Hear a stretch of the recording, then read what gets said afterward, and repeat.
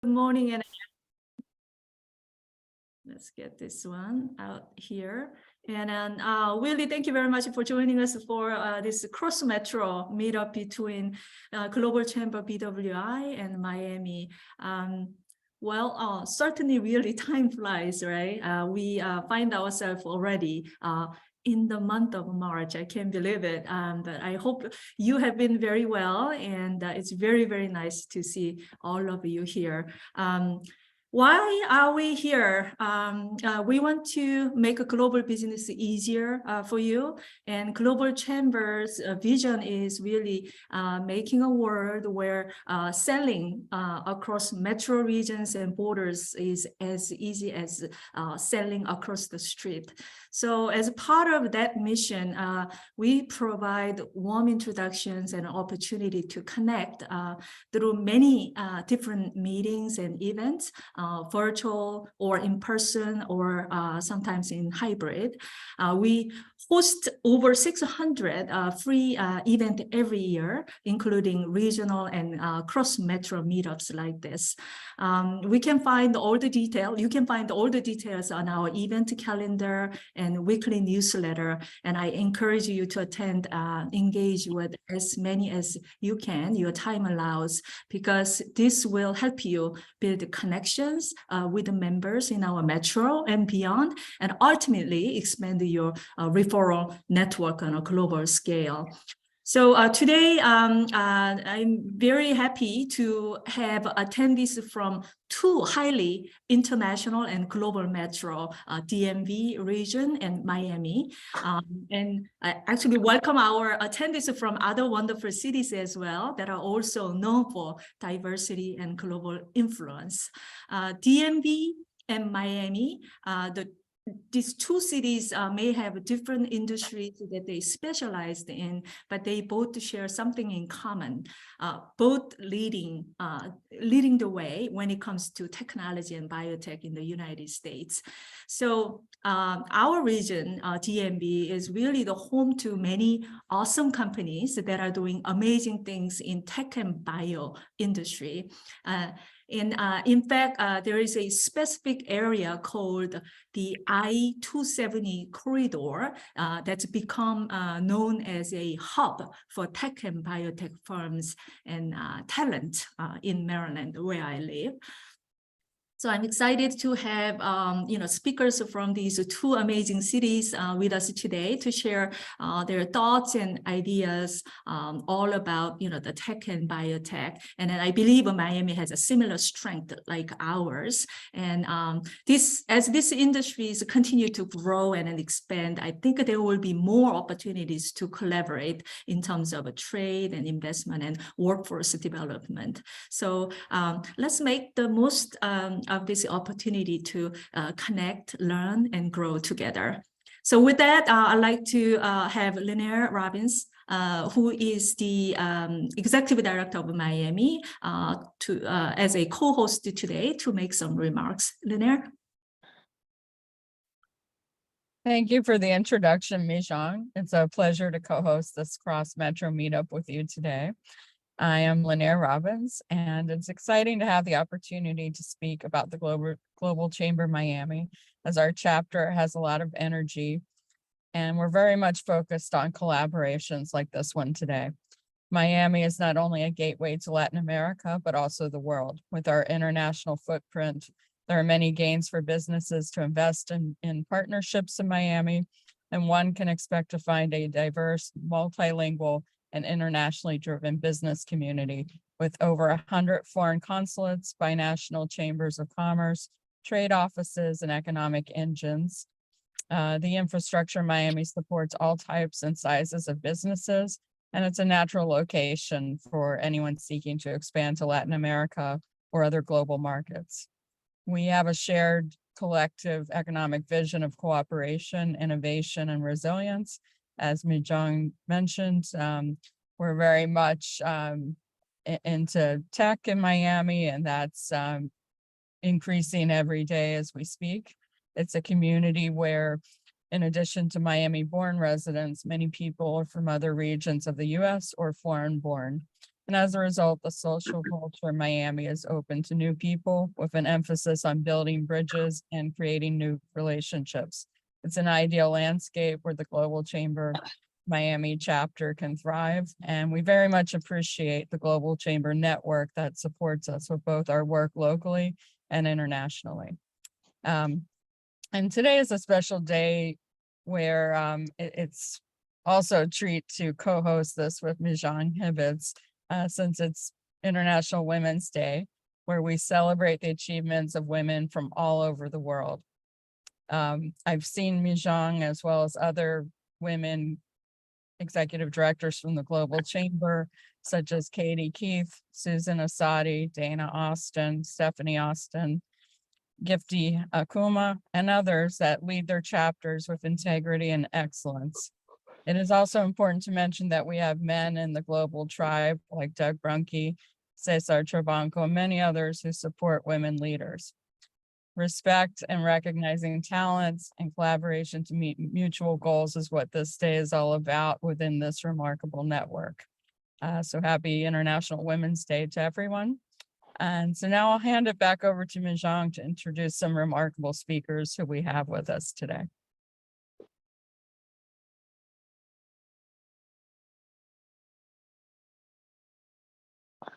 You're muted, Mijang.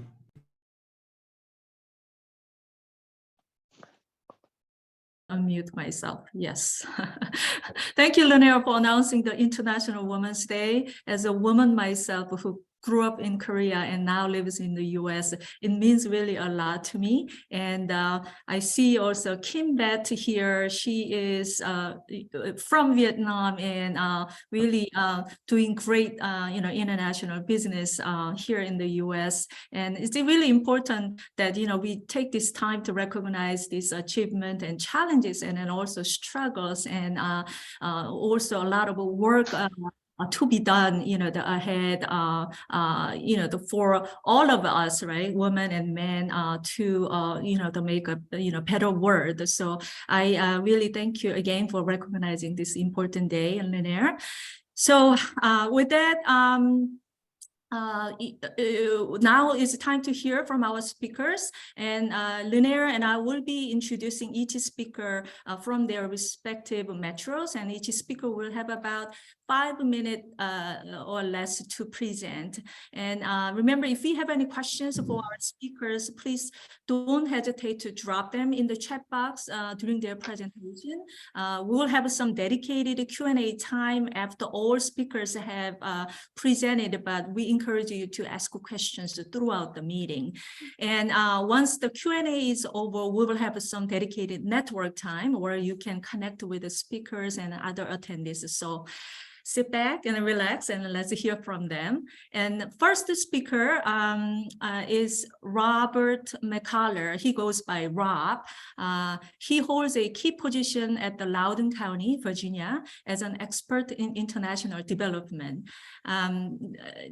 I had a little bit of difficulty to get a hold of him because he just got back from his trip to Uruguay. But I appreciate that, he is here with us today to share his views. As the International Business Development Manager for the Loudoun County, which is the most affluent county, I believe. Is that right, Rob? Is the most affluent county in the US? Yeah, highest income county in America.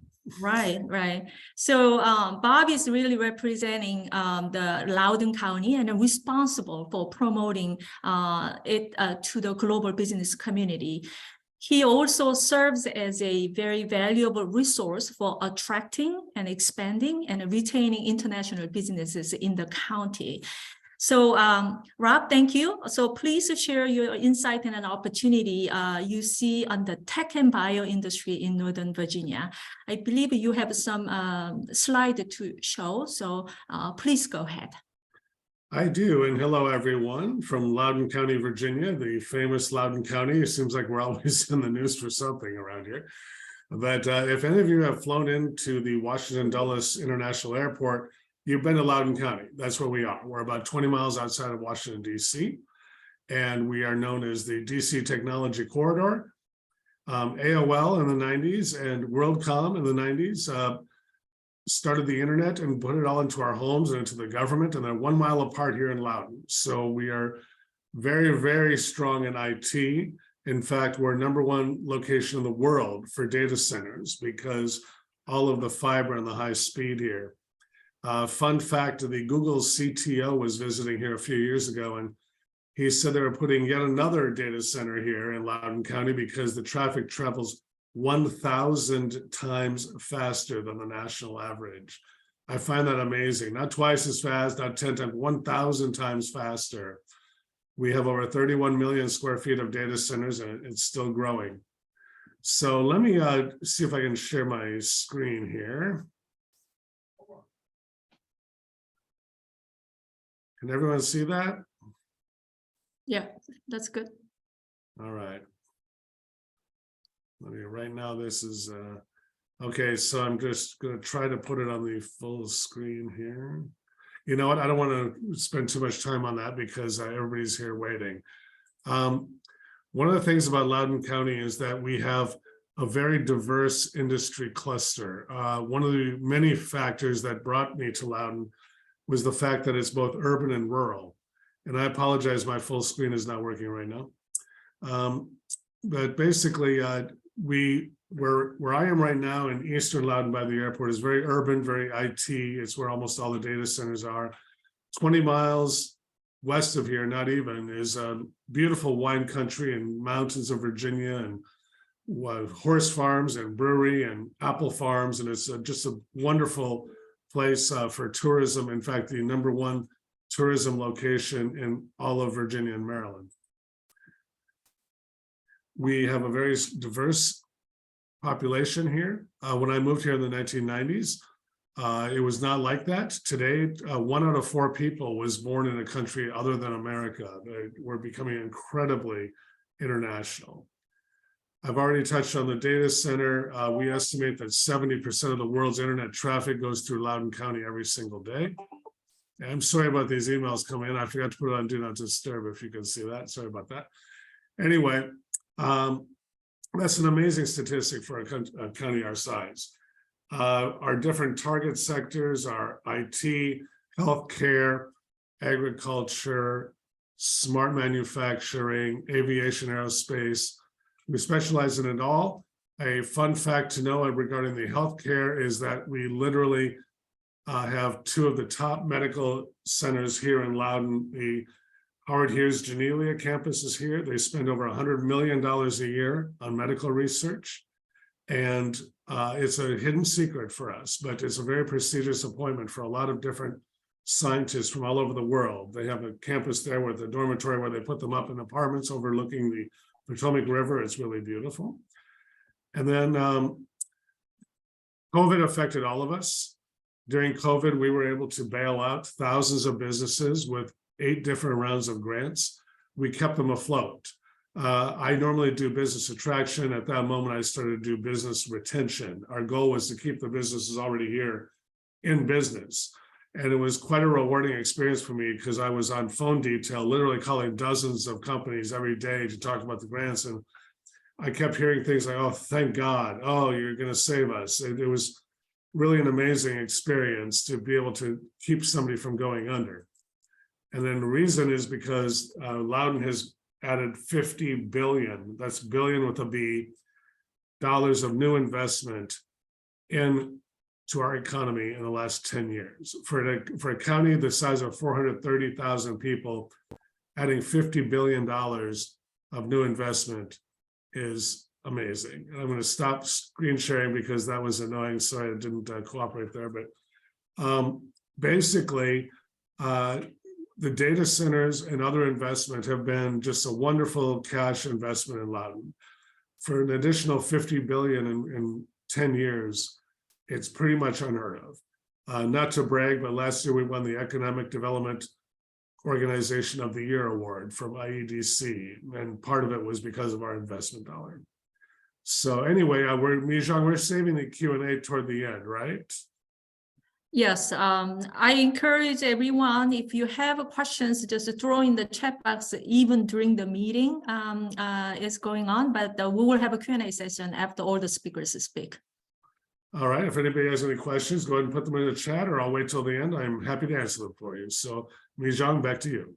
All right, thank you very much. Yes, I knew because I live in the DMV area, but Loudoun is very impressive in terms of this, high tech, and as you pointed out, the data centers is very, very impressive. So now we'll go to our next speaker. Our next speaker is Christopher Bennett. He has very extensive knowledge in technology, innovation, and law. He possesses a diverse range of functional expertise in areas such as business analysis, finance, law, and regulatory, product and services development, technology operation, and strategy across both the public and private sectors. Furthermore, he's not only an intelligent individual, but also someone with a compassionate heart. That's how I want to describe Chris. His social impact startup, Technology Innovation Law, is dedicated to promoting the mission of democratizing intellectual property rights for marginalized and underrepresented entrepreneurs. So through his work, he seeks to simplify and reduce the cost of protecting and monetizing their innovations. With this profound understanding of technology and legal expertise, he will provide us with the latest update on current and future development in tech and bio industry in this region. Chris? Mijong, thank you for those kind words and that gracious introduction. So let me say welcome to everyone, and appreciate Bob setting the stage for us, because to build on what he shared, the DMV is indeed a portfolio area for domestic and international trade. Collectively, Virginia, Maryland, and the district have approximately $1 trillion of gross domestic product annually. And to put that in perspective, the US has about $24 trillion. So that's a pretty impressive geographic footprint to offer to domestic as well as global audiences. Let me take you on a journey, and appreciate Mijong setting the stage. Imagine that you're one of our clients who are historically marginalized and underrepresented. You're here on Earth. You happen to have the benefit of the successor to the Hubble telescope, looking out into the universe. And we have different countries, and we have different large organizations. So our mission is to get you and your business out to those other countries and to the success.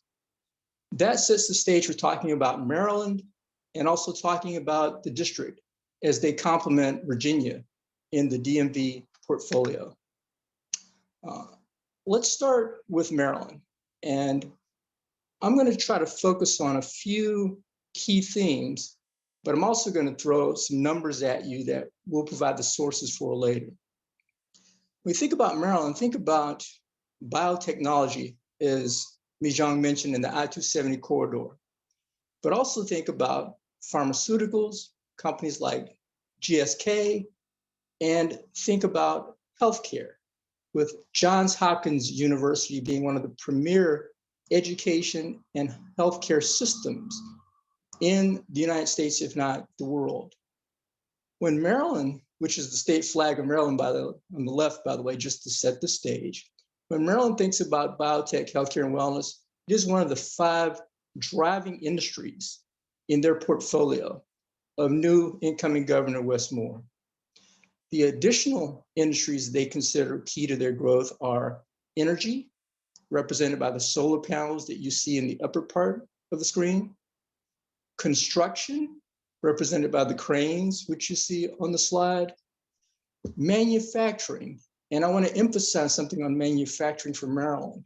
Not only is it the traditional manufacturing, for example, with automobile companies and others, and Boeing is a key manufacturer in their space, but it's also the new manufacturing, which features things such as 3D printing.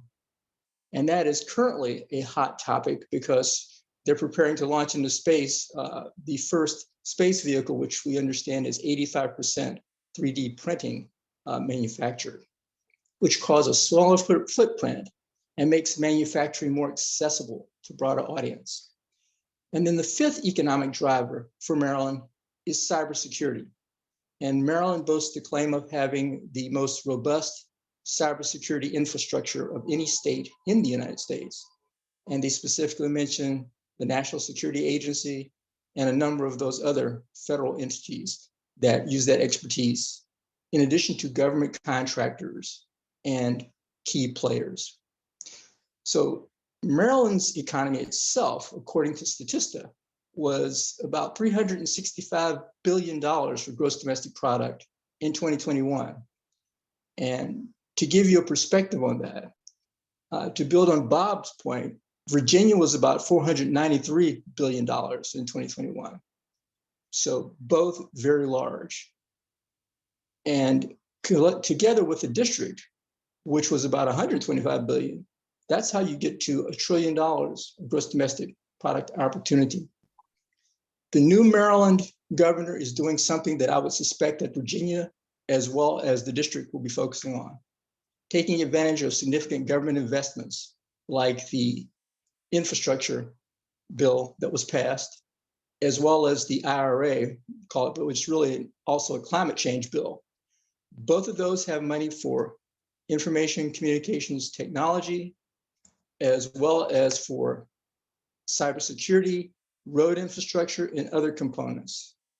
Bear with me a minute while I get my slides to cooperate and go back to my District of Columbia slide. I want to be fair to all the jurisdictions and brief. The reason I mentioned the portfolio, by the way, gets to another point. Whereas Virginia noted their technology bona fides, Maryland talks about biotech and the other areas. The district should be a part of your consideration because it is a strongly services-driven economy.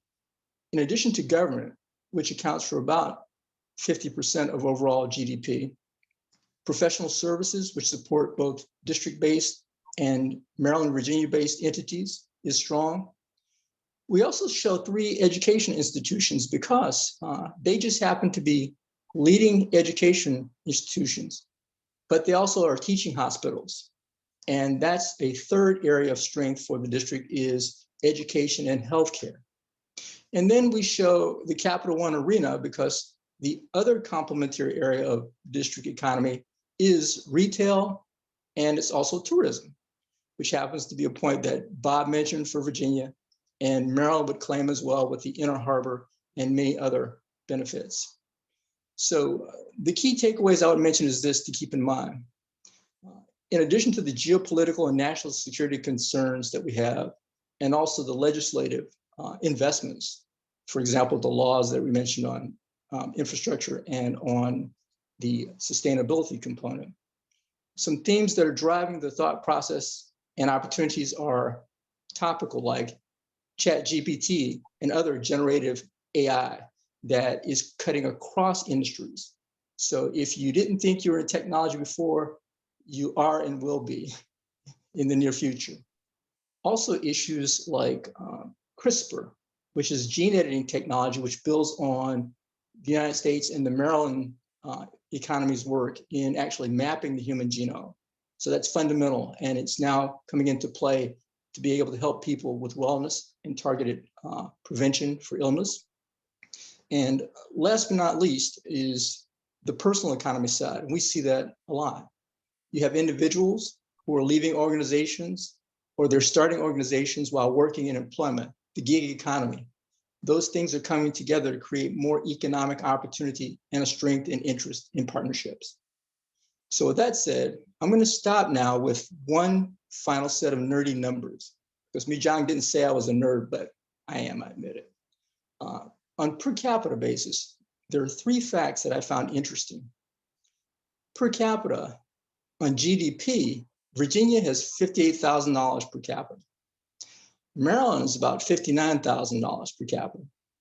The District of Columbia is an unbelievable $189,000 per capita. I'll just leave you with that. And as I said, I'll put the data sources in the chat for future reference, and you can think about how that might benefit your vision and mission as you pursue international trade. Thank you, and I'll hand it back to Mijong now. Thank you. Thank you very much, Chris. It's just every time I just amazed at your, the wealth of knowledge as well as the insight in this technology and then law and the other business areas as well. Thank you so much. And we will reserve some questions for you and others later on. And now I will have Lunaire introduce the speakers from Miami chapter. Lunaire. Thank you, Michelle. It's a pleasure to introduce Mario Valenzuela. He's the B2B accounts manager at DataServe for Central America and USA with a presence here in Miami.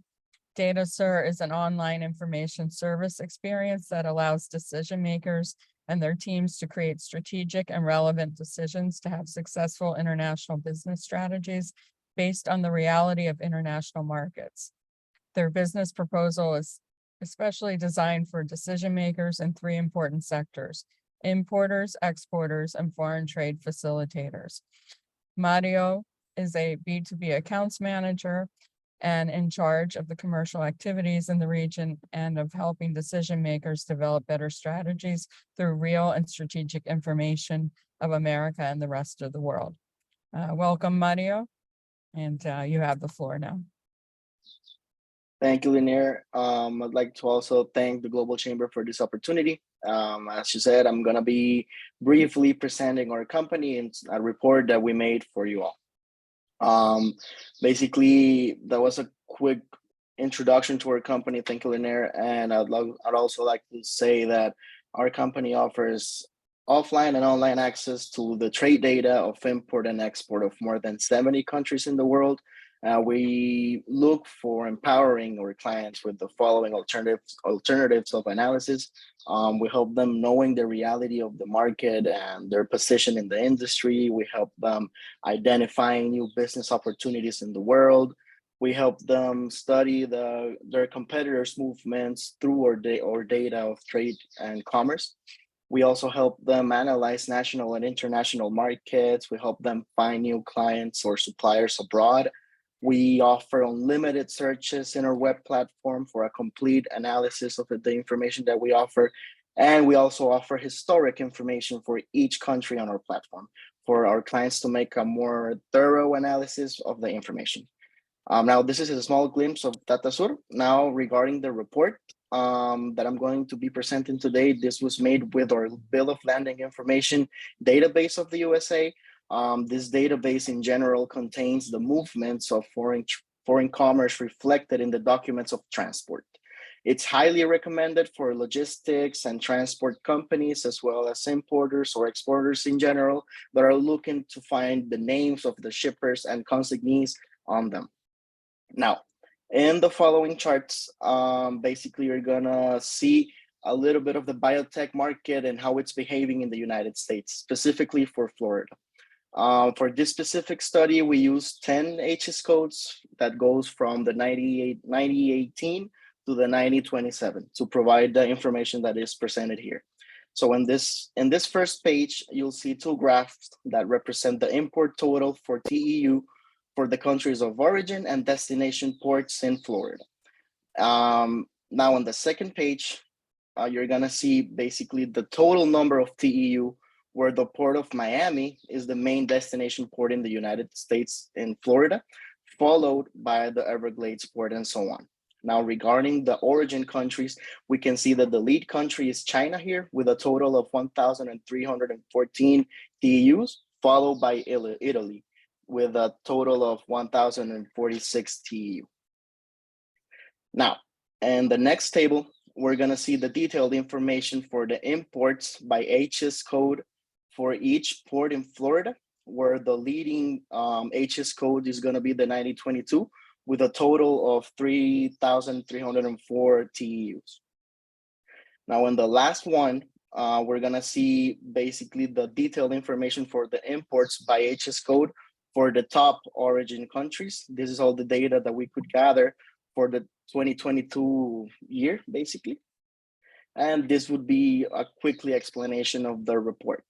First, I'd like to thank you all for listening. And if anyone is interested in hearing a little more about this report or the information for the United States market, you can scan the QR code here for a full 10-day access to our platform, where you'll find the trade data of all the countries that we offer. And I am also going to put my contact information on the chat, so you can contact me directly to get a little more information about this report and the United States market for the biotech community. Thank you.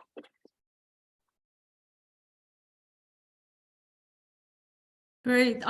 Thank you very much, Mario. For explaining your service, and I believe a lot of our members engage in international trade, and your service might be very, very valuable in terms of understanding specific, the services or the product that they are engaging with. So I'd like to, hear more about it when we time, the permits.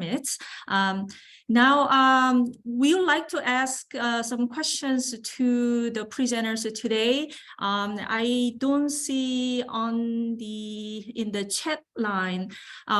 If that's okay, before we do that, I'd like to bring one member here. Jeff, are you there? Hi, Mi-Jong. Hi, okay. everyone. Great, Jeff. Thank you. You are joining actually from New York, right? Yes. I'm 1 hour north of New York City. It's good to see everyone, some familiar faces, some new ones. Nice to connect with you all. Thank you, Mi-Jong, for the two minutes. So our firm does a biannual business sentiment survey where we measure global sentiment, and we create a research report at the end of it that we offer for free to everyone at the end. And so I wanted to take this moment to just highlight it, and I'll drop in the chat our survey that's ongoing right now. It actually closes tomorrow. It's less than 10 questions, and the focus of this, every 6 months we have a fine-tuned focus of a particular topic. This one is the future of global work. So we know with the pandemic, work has changed. The workplace has changed. A lot of companies allow hybrid work, virtual work, et cetera. So we want to know your thoughts on what you believe the future of global business is and the future of global work. So with that, Mi-Jong, I'll drop in the chat the link for the survey along with my contact information, and we really appreciate your involvement. It's in collaboration with the Global Chamber and another company called We Connect. They are a global PEO organization. Thank you. All right.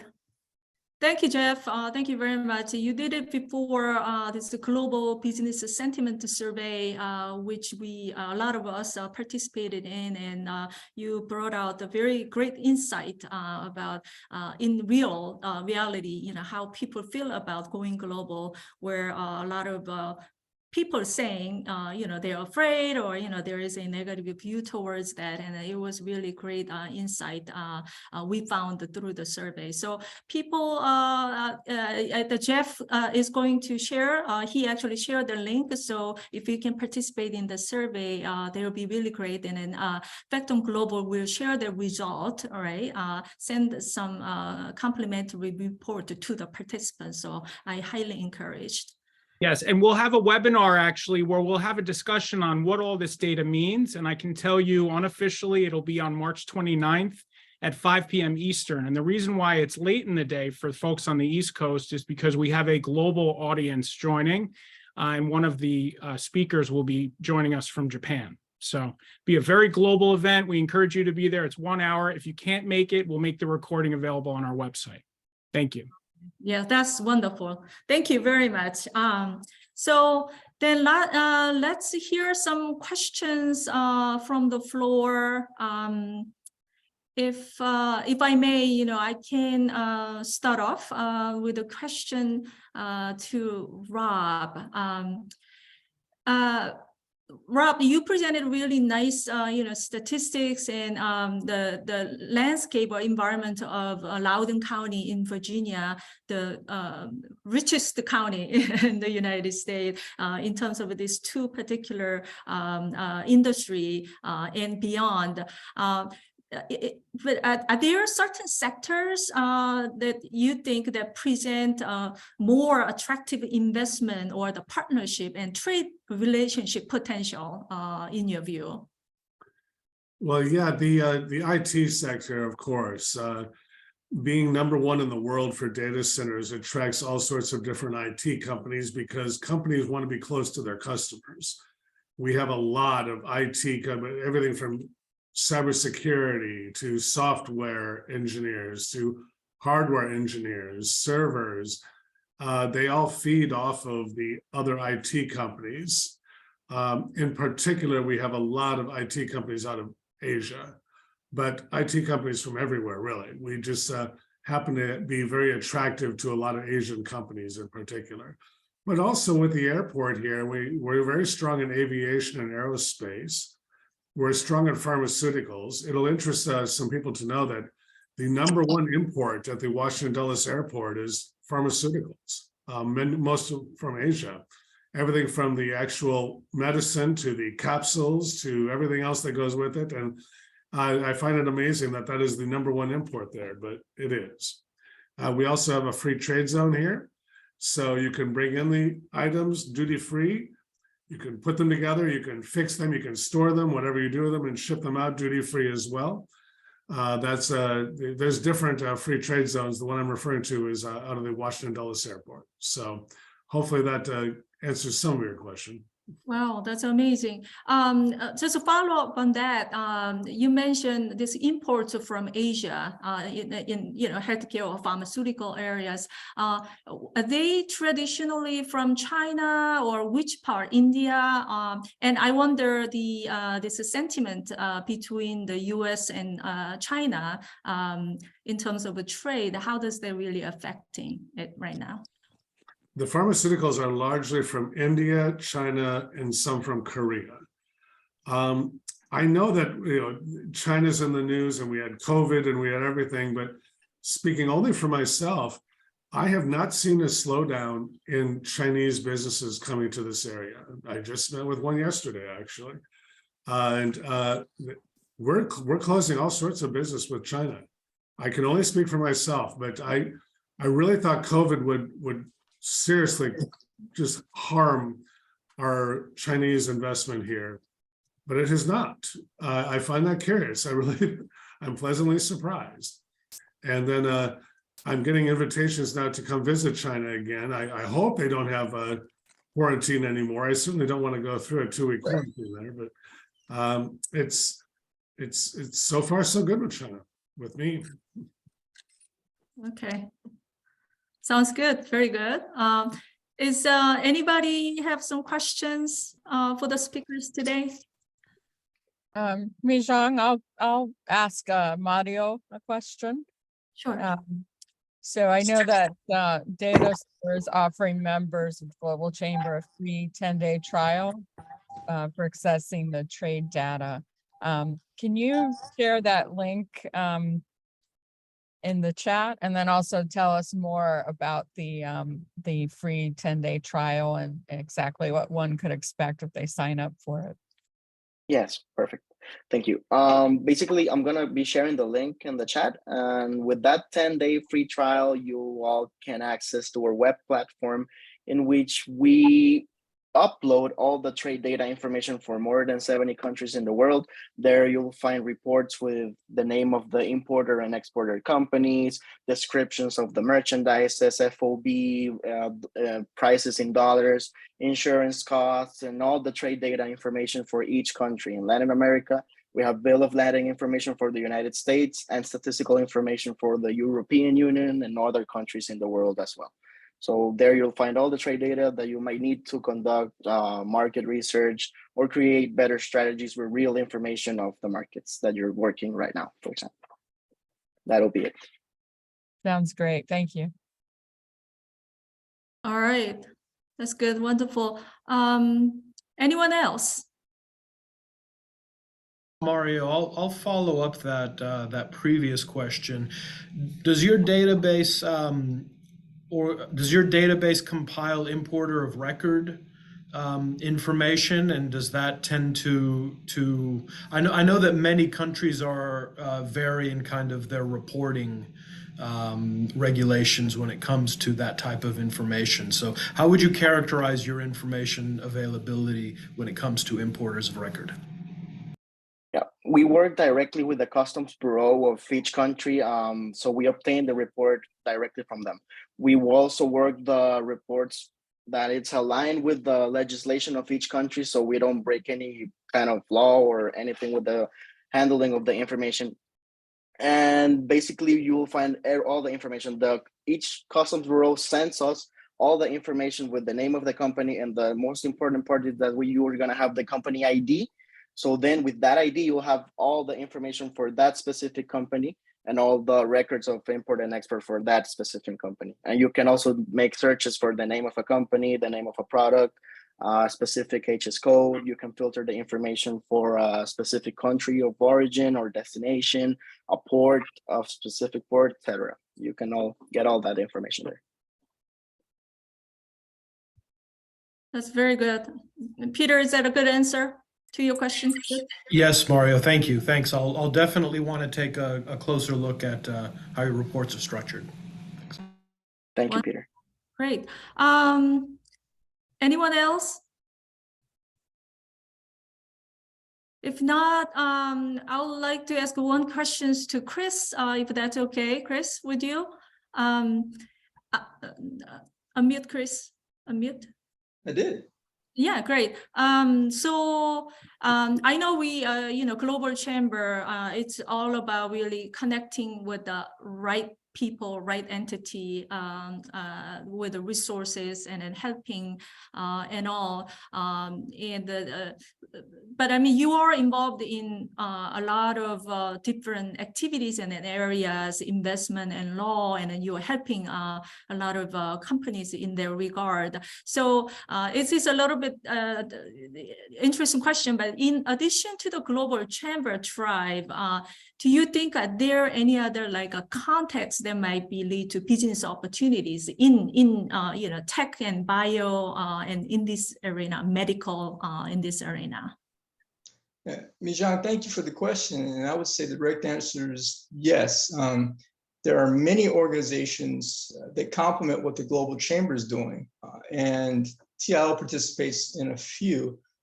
We do work with Connectpreneur. We're an ambassador, and Connectpreneur typically matches entrepreneurs with funding sources and investors.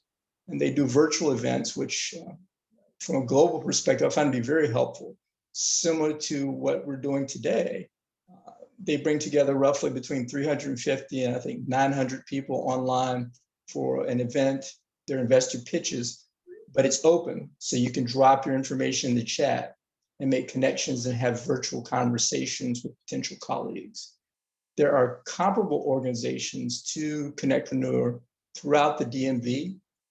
And I think there may be the potential for a virtual parallel system of connectivity led by the Global Chamber here in BWI and the Global Chamber chapter in Miami to connect with a lot of those other similar organizations. In fact, I will say just on that point, I think it's April 13th, we're scheduled to do a mastermind session for Connectpreneur. And they typically have 45 to 150 people who engage. And we'll be sharing with them the work that we're doing to help protect innovation, both today in a traditional sense, but also in the Web3 environment, since our software product does that. So tremendous opportunities through those connections that you just mentioned. Okay. That's good. Thank you very much.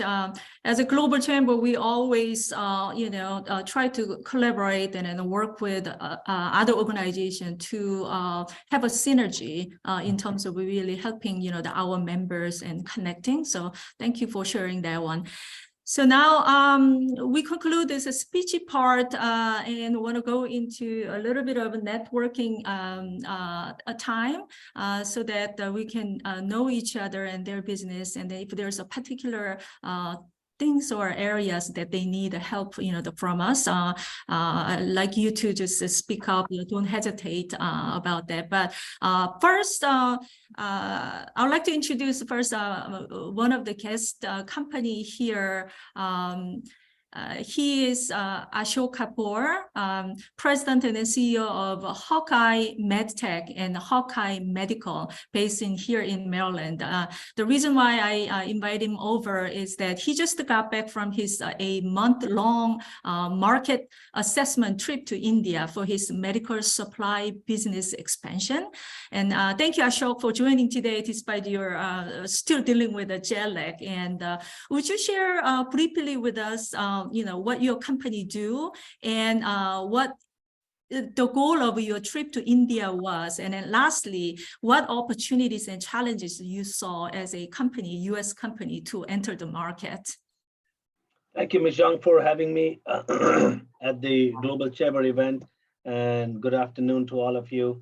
I'm the CEO of Hawkeye Medical, which is a medical equipment supply distribution company based in Maryland. We have been in business for about 15 years, and we focus on home equipment, medical supplies, hospital surgical disposables, and paramedic supplies. That's what we've been doing in the US. And a few years ago, I started looking at going outside the US so we can explore opportunities outside the country. And India, I'm being of Indian descent, so started looking at India as an export country and found there is a great need for US supplies in India. So India has a great need for medical equipment supplies because it is one of the, as you already know, it is the largest populated country in the world. So if you look at the number of people there, the per capita number of physicians to patients is a huge number. So which means that a lot of people who do not get medical care, but even if the ones that get medical care, they do not have access to quality medical equipment supplies. So I went to India this time to set up a India subsidiary, which I did. So there is a Hawkeye Medical India Private Limited form now. And the idea is to export medical equipment supplies from the US onto India, but also looking at items that I can bring back from India onto the US. So things that we are taking to India are breast care items, external breast prosthetics and stuff, because believe it or not, breast cancer is it is the top cancer for women in India. Today being a Women's Day, I wanted to highlight that, and the external breast prosthetics, the quality of them is not available at all. And talking about diseases, diabetic supplies, I would say about almost 50% of Indian population is diabetic, right? And then many of them also, because obese, diabetic, all this stuff, you start having orthopedic problems, and we are trying to bring back braces and ankle braces and stuff like that, especially post-surgical ones, to India. This trip, I also realized there is a great need for paramedic supplies in India because they're trying to ramp up their EMS, emergency medical services. So when ambulances go out, they can stabilize the patient, bring them to the hospital, just like they do in the US. So there is great need of these supplies in India. On top of, in addition to medical supplies, India has been pushing very hard for the last 5 years to encourage manufacturing, research, and development in India. So there is a lot of funding available to set up manufacturing plants in India. And this is great news for US because US is trying to decouple from China and trying to distribute their supply chain. So India is probably going to be the next on the forefront to supply to the US, and we're looking very hard at that, trying to see how we can get in the forefront of manufacturing medical related items in India to bring to the US. Wow. On top of that, technology for medical technology, med tech, is also very hot in India. Wow. That's great, Ashok. It's amazing. This really 1 month trip was really worthwhile, for you, and give you, great direction, to where to go. And today's time is a little limited, but I like you to, engage more in, the global chamber to explore, more opportunity, not just in India, but beyond. But based on our conversation, you are interested in other markets as well. But as you heard from Ashok, world market outside of the United States, it's a big market, and especially this, there is a need for advanced US medical either device equipment or teletech as well. So let's just keep that in mind. And we have a little bit. Oh, Ashok, yes, go ahead. If I can say one more thing, which really boggled my mind a few years ago when I look at the statistics, we think US is a great market, huge market, but if you look at the India population, the middle income and above, the number of people middle income and above in India is greater than the entire US population. Let that sink in for a little bit. Then you will see how great it is to go to India. Wonderful. I'm sure there are challenges as well, Ashok, that we can address and talk more, discuss later time. But that's true that India presents a great, the opportunity in this field. And we have a lot of time left, but we want to just go around and then get to know, who's participating today. And it's all about, networking, and it's building the relationship. So don't really hesitate. Just go around and just tell us who you are, and then what company you are with and what you do. And is there anything that we can just help in terms of connections or anything else? Just don't hesitate to share with us. This is all, the Meetup is all about, right? So Lothar, you're there. Good to see you, Lothar. Unmute, Lothar. I'm Lothar Solomon with ZG Worldwide. We're a multi-specialty group of consultants and subject matter experts in IT, business, healthcare, and marketing. And one thing we can do to help companies is, there's still a lot of problems in finding skills. And we have a global network of experienced people, including many in India, who can work as a remote worker for companies in the US, Europe, or wherever, but they would need an employer of record. We have a lot of IT people there. We're kind of a company like the huge multinational consulting companies as far as business model. But what makes us different is, we cater more to the small to mid-sized businesses. We have, a lot of capabilities and serve a lot of industries. And let me know if you need any assistance. Thank you. Wonderful. That's great. We heard from Ashok. So Peter, good to see you, Peter. Yes, likewise, Mi-Jung. Thank you and good to see everyone. So I'm the vice president of a company here in DC, Global Recovery Group. Our company, so I work with a family of companies headquartered out of Columbus, Ohio.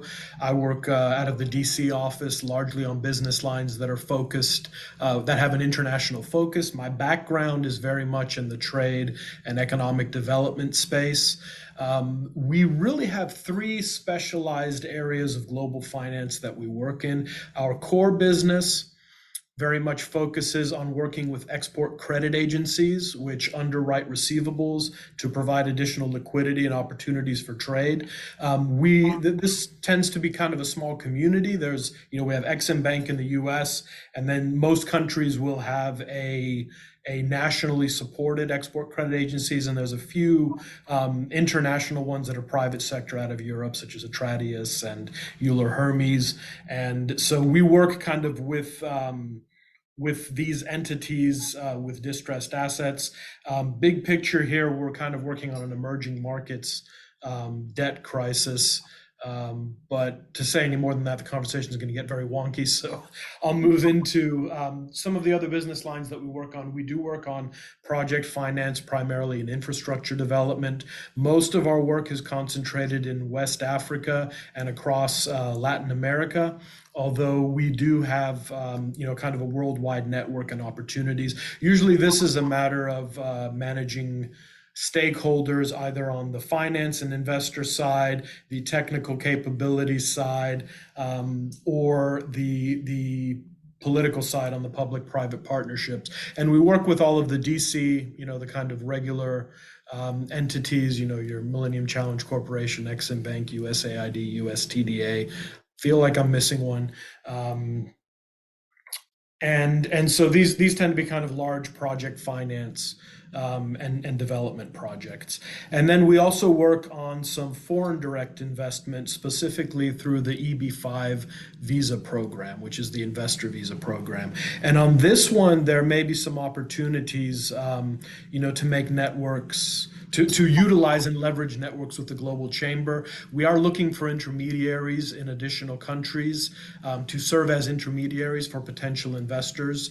And so these investments tend to be about 800,000 to about 1.05 million. There's regulatory structures that make it those exact numbers, primarily with USCIS. However, working with intermediaries, there's a lot of details and regulatory framework. But when we process these foreign direct investment cases for an intermediary that helps us do this, we can remit $25,000 for each successful investment that comes through. So apologize if that was a little bit long-winded, but those are kind of our three project lines. So we work with export credit agencies, we work in project finance, and we work with foreign direct investment through the EB-5 investor visa program. Wonderful. Thank you very much. Make sure you leave your contact information in the chat for others. And I see Danielle. Yes, hi, how are Hi, good, how are you? Where are you joining from? I'm in Connecticut, close to New York. Oh, okay. Yeah, we actually have, Corpay has an office in New York and, throughout obviously the world. And, what we do over here is we help companies save money on exchange rates. We find banks overcharge. And we work with I'd say small, mid, and also obviously publicly traded companies, but you're going to get great service over here with the dedicated trader. We also find banks tend to not give a lot of service, especially after COVID. We have an online platform we give you for free where you can check rates. We offer over 145 currencies. And then some people just want to lock in rates, right? Hedging, we offer that. And intercompany netting. So if you have, say, an office in the States, but offices all around the world, if you owe each other money, you can, intercompany netting means like, we reduce the number of transactions, so that lowers your costs, right? So if I owe you money and you owe me money, let's just net that out. And do like, say, one transaction versus two. That's an example. So along with that, we have currency holding accounts for free, where we can park money for you or receive money for you. So there's a lot over here to offer. And, I just love these meetings. I learn a lot. So, I make a lot of connections, and it's all about referrals for me right now. Thank you. All right, thank you very much for joining today. We're passing 12:30, so I apologize for running a little late. But just to quickly, who you are and who you're with, that will be appreciated. Larry, are you still there? Maybe not. Floyd, you there?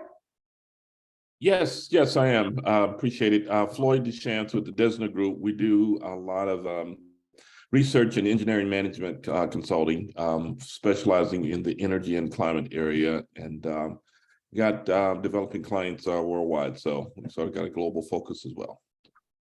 Thank you very much, Floyd, and for attending. Thank you very much. Kim, are you there? Yes, thank you. Happy International I'm just Women's driving, Day. but listen, okay. All Yeah, right. happy. Nice to meet you all. And my name is focused on the trading for agricultural product and also medical supply. And I'm very interested in I forgot the last presentation talk about India. I really like your comment because right now I think that in United States, the medical supply in the mostly hospital clinic, they would not import much from China, but they forward to India. Definitely, I will contact with you. Thank you all. Wonderful. Yeah, Ashok and then Kim, hopefully you get connected and then talk about business later on. Great. So thank you very much for all the attendees today. I appreciate the speakers. It was very enlightening speakers. And before we close, just a few announcements. We will have a meetup if there is no schedule conflict on the second Wednesday of April. But if there's any change, I will surely let you know. And on our part, and then the Lunaire, I think there is a very exciting program that you are planning on, which is actually trade mission to UK. If you can speak about that just a little bit, and then let us know also what benefits we would get as a Global Chamber member to participate like in your mission, trade mission. Absolutely. So, but before the trade mission this fall, we'll be having a reception on April 20th.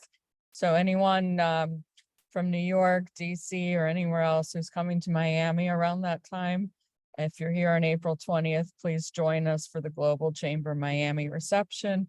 Will be a lovely event right by the Port of Miami, outdoor area, scenic views, and of course, lots of great networking. That link is already up on the website. And then shortly, probably within the next few weeks, we'll have the trade mission posted. And so just a quick description of it. We're going to the northern part of England to really focus on supply chains, logistics. They have the Institute for Technology at the University of Leeds. So we'll start in Leeds, England, and then go to Glasgow, Scotland, where there's